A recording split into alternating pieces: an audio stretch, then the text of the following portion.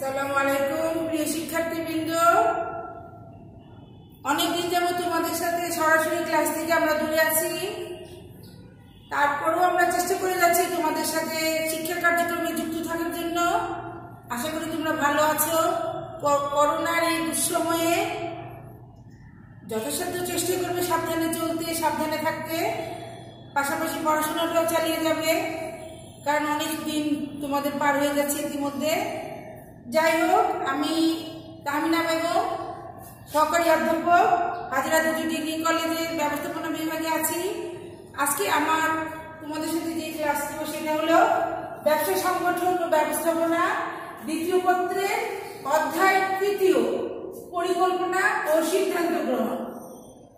আমার চ্যাপ্টার আজকে পরিকল্পনা ও সিদ্ধান্ত গ্রহণ। আসো পরিকল্পনার ধারণা নিয়ে একটু আলোচনা করি। পরিকল্পনা কি? পরিকল্পনা হলো ভবিষ্যতে আমরা যে কাজগুলো করি ওই কাজগুলোর পূর্ব নির্ধারিত নকশা বা চিত্র। তার মানে কাজটি হবে আগামীতে, আজকে বর্তমানে আগামীর জন্য যে কাজ করা হবে তার পুরো ছকটা আমি আগে থেকে করব, যেটা আমার ব্যবস্থাপনার প্রথম কাজ। নট অনলি দ্যাট, এই কাজের উপর ভিত্তি করে পরের কাজগুলো সম্পূর্ণ হবে। তাহলে এই প্রথম কাজ তাকে কি করবে, কতগুলো কার্যকরী সাহায্য পাওয়া যাবে পরের কাজের জন্য, ওটার নাম হলো পরিকল্পনা।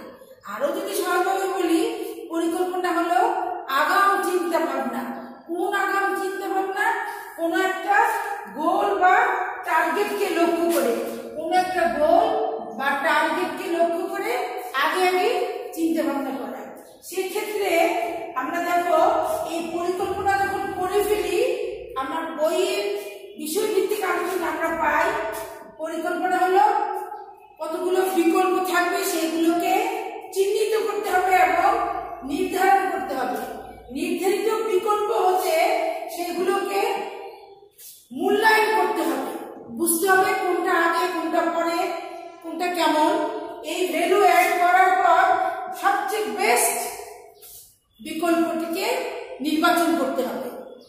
অনেকগুলো পরিকল্পনা থাকবে, আগাম ভাবনা থাকবে, সেগুলোকে সাজিয়ে গুছিয়ে দেখতে হবে কোনটা আমরা আমাদের কাজের সাথে সঙ্গতিপূর্ণ সবচেয়ে বেশি ভালো হবে।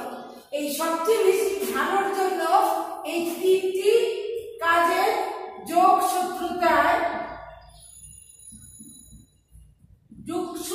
যেটা তৈরি হয় সেটার নাম সিদ্ধান্ত গ্রহণ।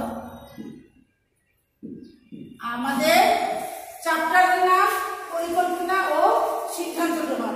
তার মানে আজকে বর্তমানে বসে আগামীর জন্য আমি যে ভাবনা করছি, যে কাজগুলো করছি, চিন্তাগুলো করছি, সেইগুলোকে বিশদভাবে চিহ্নিত করে তার অনেকগুলো উপায় নির্দিষ্ট করে সেইগুলোকে গুরুত্ব দিয়ে, মানে মূল্যায়ন করে গুরুত্ব দিয়ে সবচেয়ে বেস্ট কর্মপন্থাটাকে গ্রহণ করব।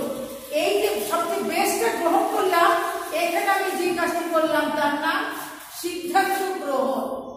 Decision making, not taking, decision making.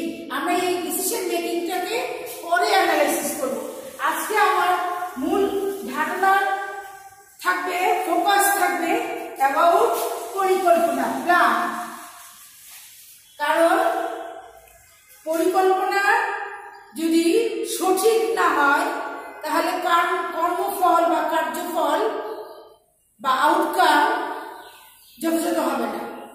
তো ব্যবস্থাপকের লক্ষ্য নির্ধারণ পূর্বক কাজগুলো করে লক্ষ্য অর্জনের জন্য, অর্জন ব্যাহত হওয়ার জন্য না। আমি যদি একটা উদাহরণ দেই তোমাদের বুঝতে সহজ হবে।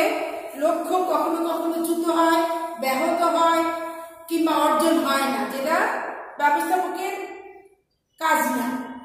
যেমন ধরো, এই যে টার্গেট বা লক্ষ্য ওরিয়েন্টেড কাজ বললাম, তোমরা দ্বাদশ শ্রেণীর শিক্ষার্থী, তোমাদের একটা লক্ষ্য হলো বছর শেষে ডিসেম্বর মাসে পিকনিকে যাবে। তো আমাদের লক্ষ্যের নাম দিলাম পিকনিক। পিকনিক 2020 ডিসেম্বর 20 তারিখে যাব।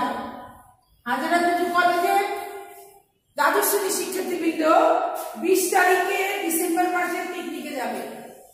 That is a plan. আজকে কখন? জুলাই মাসে ভাবছি, জুলাই মাসের 12 তারিখে বসে ভাবছি, চিন্তা করলাম দ্বাদশ শ্রেণীর শিক্ষার্থীবৃন্দ পিকনিকে যাবে। কোথায় যাবে?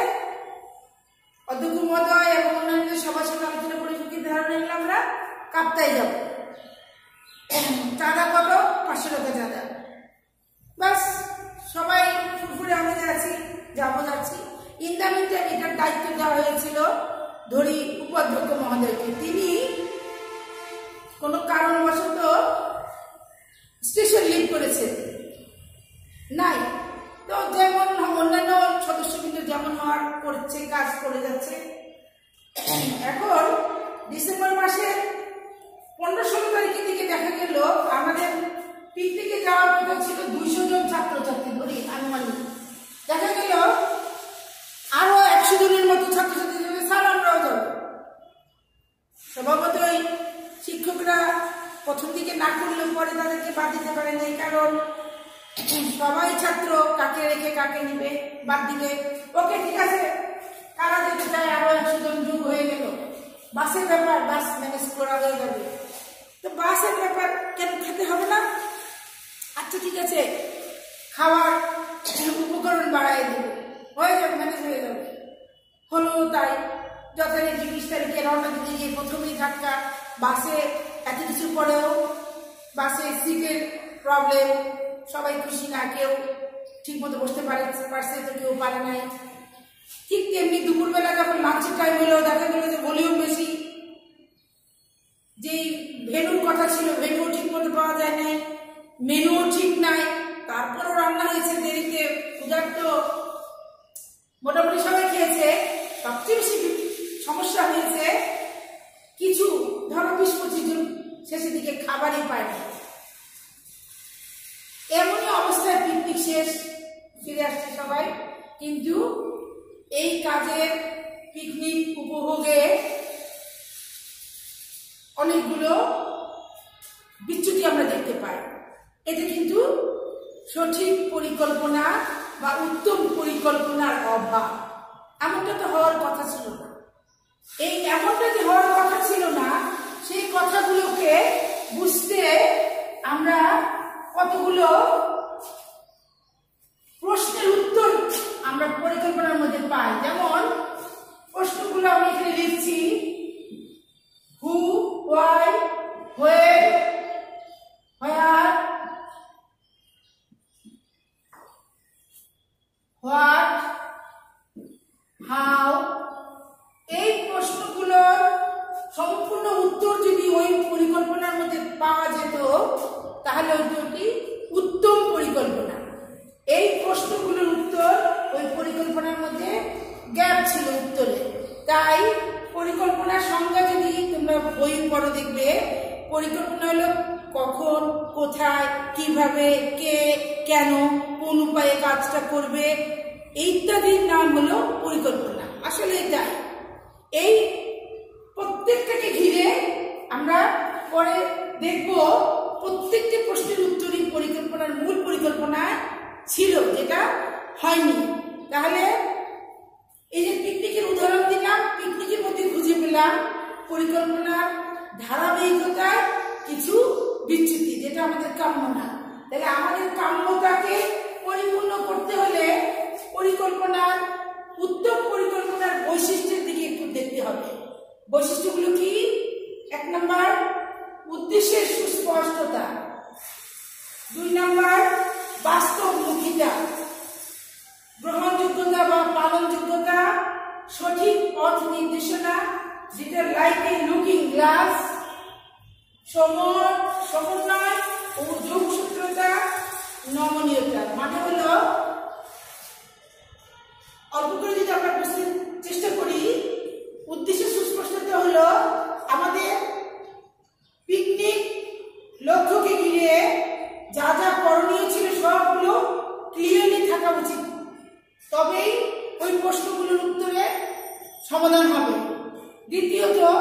আদৌ এই পরিকল্পনাটি সম্ভব কিনা। অসম্ভব কোনো কিছু আমাদের ব্যবস্থাপনার লক্ষ্য পূরণে সহায়তা করতে পারে না। 3 নাম্বার, ওই পরিকল্পনাটি কতটুকু গ্রহণযোগ্যতা বা পালন ক্ষমতা রয়েছে, আদৌ আছে নাকি না। যদি না থাকে সেটা কখনো উত্তম পরিকল্পনা হবে না। ফোর্থলি চিন্তা করতে হবে এই পরিকল্পনাটা হতে হবে একেবারে ক্লিয়ার, ট্রান্সপারেন্ট, স্বচ্ছ। এমন একটা প্রতিশ্রুতি থাকবে সেখানে, যেটা আমরা বলেছিলাম পরিকল্পনা হলো পূর্ব নির্ধারিত নকশা বা চিত্র, যেই ছবি, যেই নকশাটা ডিজাইনটা দেখে এক এক গ্লেন্স বুঝে যাবে এটা কি, এটা কেন করা হচ্ছে, কিভাবে করা হচ্ছে। এই সম্পূর্ণ ওয়ে ফরওয়ার্ড দেয়া থাকবে, to go fast, to run fast, to make, to execute your decision. Then প্রত্যেকটি কাজের সমন্বয় থাকতে হবে, ইটস ভেরি ইম্পর্টেন্ট। যেমন 200 জন ছাত্র পরে 100 জন মানে 50% বেড়ে গেছে, না, ইট ইজ নট পসিবল। যদি পসিবল হয় তাহলে দেখা যাবে যে আরেকটু দিয়ে সমস্যা হয়ে গেছে। তাই প্রত্যেকটি পরিকল্পনা বাস্তবায়নের ক্ষেত্রে সমন্বয় এবং যোগসূত্রতা থাকা চাই। তারপরে পরিবর্তন যোগ্যতা থাকতে হবে, যেটার নাম নমনীয়তা। পরিবর্তন যোগ্যতা বলতে বোঝাচ্ছি এই যে বিকল্প নির্ধারণ করেছিলাম পরিকল্পনায়, এই বিকল্প আমাকে পরিবর্তনশীলতার সুযোগটা বাড়িয়ে দিবে।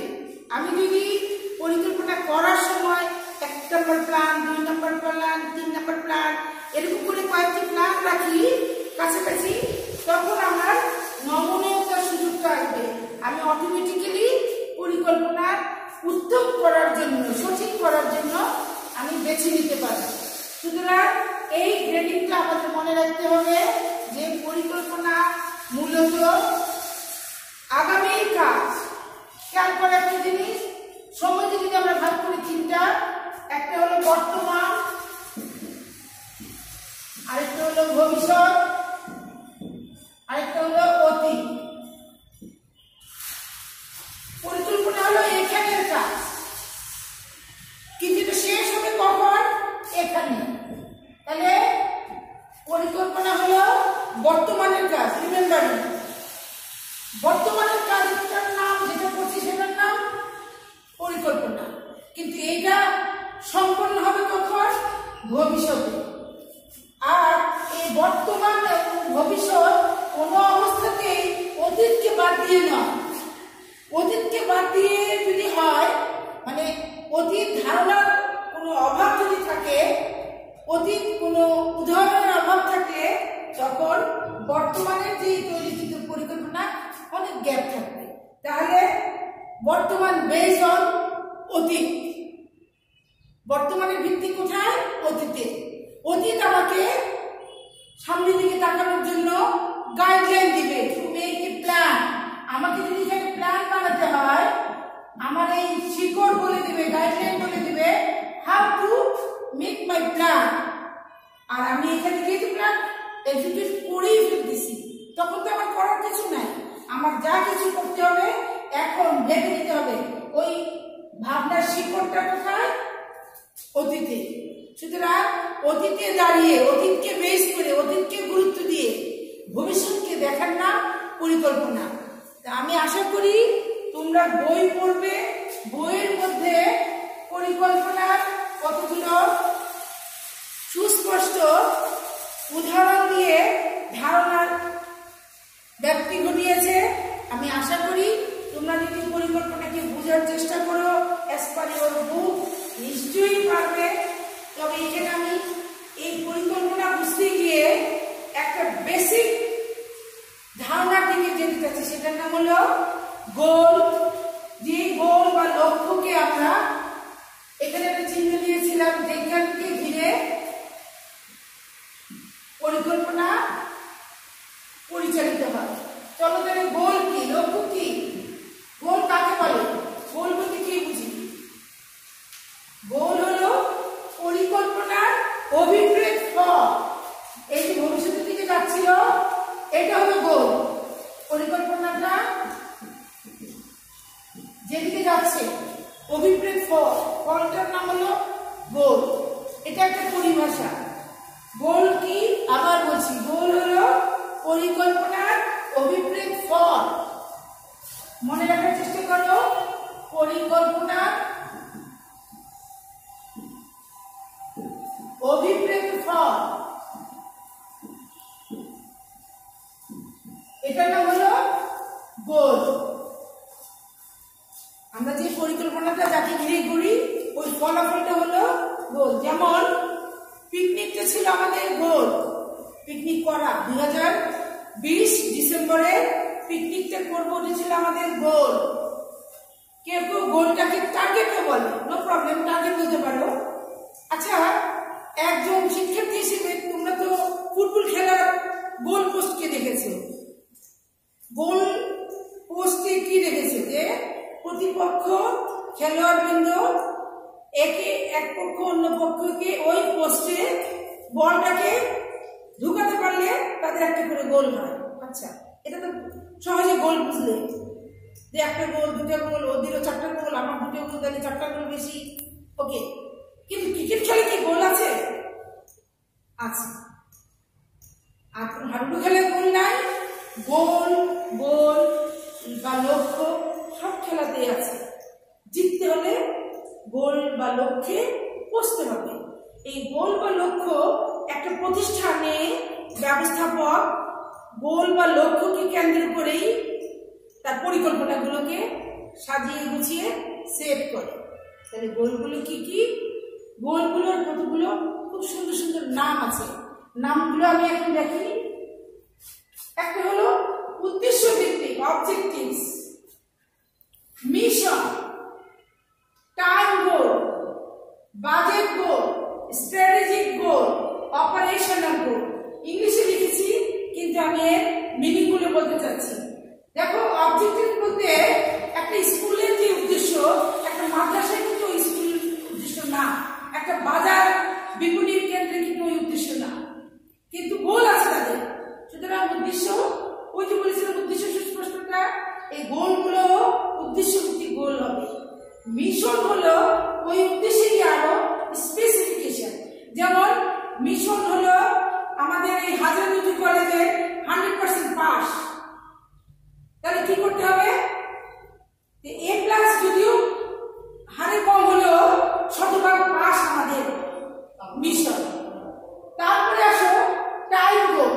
টাইম গোল বলতে বোঝায় সময় নির্ধারণ করবো। যেমন 2021-এর মধ্যেই আমাকে এই নির্মাণ কাজটা শেষ করতে হবে। আমি একটা ব্রিজ বানাচ্ছি 2021 বার হয়ে গেছে, আমার কাজ শেষ হয়ে গেছে। মানে ব্রিজ হোক বা না হোক, আমার পরিকল্পনা এখানে হাফ ডান হোক, ফুল ডান হোক, কোয়ার্টার ডান হোক, শেষ। এটাকে বলা হয় টাইম গোল। এখন ওই টাইমকে বোঝাবে কি আমরা করতে পারি, আবার ঠিক মতো করতে পারি। তারপরে বাজেট গোল। এই গোলটাকে যদি আমরা টাকার অঙ্ক বা সংখ্যার দিকে নেই, সেটাকে বলা হয় বাজেট গোল। তাহলে বাজেট গোলটা হলো গুরুত্বপূর্ণ একটা গোল, যেখানে সংখ্যা, বাজেট মানে পরিকল্পনার সংখ্যাত্মক রূপ। রিমেম্বারিং, বাজেট মানে পরিকল্পনা সংখ্যাত্মক রূপ। তো যে পরিকল্পনাকে তুমি সংখ্যা দিয়ে নিয়ে আসবে, যেমন 100% না হলে 120%, এই যে তুমি সংখ্যায় নিয়ে গেলে উৎপাদন বৃদ্ধি 120%, এইভাবে তুমি, এটাকে বলা হয় বাজেট গোল। এইটাকে ঘিরে তুমি পরিকল্পনা করো। আর স্ট্র্যাটেজিক প্ল্যান হলো ওই যে যেটা তুমি বাজেট করেছিলে সংখ্যায়, ধরো উদাহরণস্বরূপ 120% একটা প্রোডাকশন ইনক্রিজ ছিল, এটাকে যখন তুমি এটার জন্য স্ট্র্যাটেজিক প্ল্যান হলো যে যন্ত্রপাতিগুলো লাগে, টাকা পয়সাগুলো লাগে, এটার নাম হলো কিছু ওষুধ করতে হবে, প্রয়োজনে ব্যাংক থেকে লোন নিতে হবে, ইত্যাদির নাম হলো স্ট্র্যাটেজিক প্ল্যান। যে এটা আমার কলেজে ছাত্র ভর্তি করতে হবে, আমাদের বাজেট ছিল 200 জন ছাত্র আগে ভর্তি করি, এখন 100 জন বাড়বে। তাহলে স্ট্র্যাটেজিক প্ল্যান হলো তাদের জন্য জায়গা লাগবে, ক্লাসের জন্য রুম লাগবে, তারপরে লাগবে তোমার টিচার লাগবে। এই সবগুলো হলো স্ট্র্যাটেজিক প্ল্যানের মধ্যে পড়ে। আর অপারেশনাল প্ল্যান হলো এই ছাত্রদের বসানোর প্ল্যান। ছাত্রদেরকে যদি আমি সংকুলন করতে চাই, প্রয়োজনে আমি কলেজে বিল্ডিং না থাকলে একটা রুম ভাড়া নিতে পারি, ওটা হলো অপারেশনাল প্ল্যান। তাহলে আমরা একটা জিনিস বুঝলাম, গোল বা লক্ষ্য হলো পরিকল্পনাকে ঘিরে আবর্তিত হয়, আর এই পরিকল্পনা থেকে আমরা মূল লক্ষ্যে যেতে লক্ষ্য থেকে আমরা মূল পরিকল্পনায় যেতে পারি। মূল পরিকল্পনা বাস্তবায়ন মানেই হলো ব্যবস্থাপনার প্রাথমিক কার্য সম্পাদন। তাহলে আজকের লেকচার থেকে আমরা যা যা শিখলাম তাকে যদি আমরা সামারি করতে চাই, কি কি শিখলাম? পরিকল্পনা কি, পরিকল্পনা কি, এটা হলো শিখন ফ।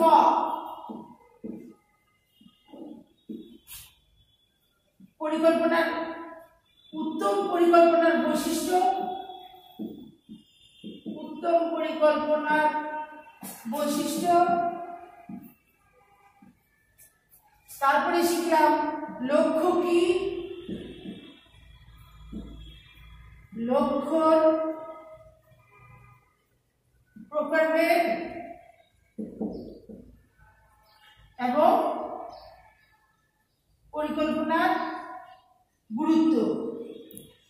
সঠিক পরিকল্পনার গুরুত্বই দিয়ে দিই, গুরুত্ব। এই কাজগুলো করা মানেই হলো পরিকল্পনার গুরুত্ব তৈরি হওয়া। আমরা ইনশাআল্লাহ পরের ক্লাসে পরিকল্পনাকে আরো মডিফাই ওয়েতে তার ক্লাসিফিকেশন নিয়ে, তার করণীয় নিয়ে বিশদ আলোচনা করব। তারপর ওই পরিকল্পনা বাস্তবায়ন আমাদেরকে আউটকাম এনে দেবে। ধন্যবাদ তোমাদের সবাইকে। নিশ্চয়ই তোমরা সাবধানে থেকে বই পড়াশোনা করবে। লেখাপড়া না করলে তোমার পিছিয়ে পড়বে, তোমাদের পরের ক্লাসগুলো পড়া কঠিন হয়ে যাবে, পরীক্ষা ফলাফল অর্জন করাও কঠিন হয়ে যাবে। That is also your plan. এটা এক্সিকিউশন হওয়ার পরে তোমরা কাজ এখনই করো এবং সুচারুরূপে করো, নিয়ম মতো করো। তোমার প্রতিটি শৃঙ্খলিত কর্মকাণ্ডই তোমার লক্ষ্য পূরণে সহায়তা করবে। ধন্যবাদ তোমাদের সবাইকে।